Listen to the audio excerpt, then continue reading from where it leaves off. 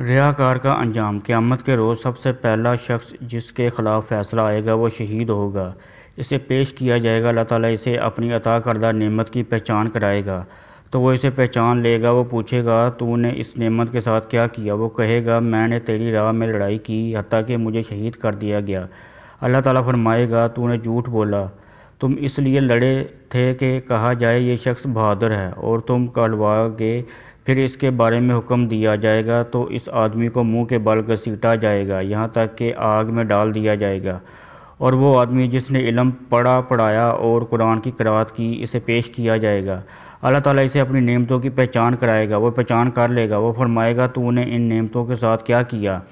وہ کہے گا میں نے علم پڑھایا اور تیری خاطر قرآن کی قرأت کی۔ اللہ فرمائے گا تو نے جھوٹ بولا، تو نے اس لیے علم پڑھا کہ کہا جائے یہ عالم ہے، اور تو نے قرآن اس لیے پڑھا کہ کہا جائے یہ قاری ہے۔ وہ کہا گیا پھر اس کے بارے میں حکم دیا جائے گا، اسے منہ کے بل گھسیٹا جائے گا حتیٰ کہ آگ میں ڈال دیا جائے گا، اور وہ آدمی جس پر اللہ نے وسعت کی اور ہر قسم کا مال عطا کیا اسے لایا جائے گا۔ اللہ تعالیٰ اسے اپنی نعمت کی پہچان کرائے گا، وہ پہچان لے گا۔ اللہ تعالیٰ فرمائے گا تم نے ان میں کیا کیا؟ کہے گا میں نے کوئی راہ نہیں چھوڑی جس میں تمہیں پسند ہے کہ مال خرچ کیا جائے، مگر ہر ایسی راہ میں خرچ کیا۔ اللہ فرمائے گا تم نے جھوٹ بولا ہے، تم نے یہ سب اس لیے کیا تاکہ کہا جائے وہ سخی ہے، ایسا ہی کہا گیا۔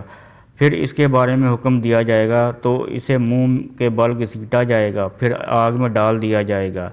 یا اللہ رب العزت ہمیں ہر قسم کی ریاکاری سے بچا کے رکھنا، آمین۔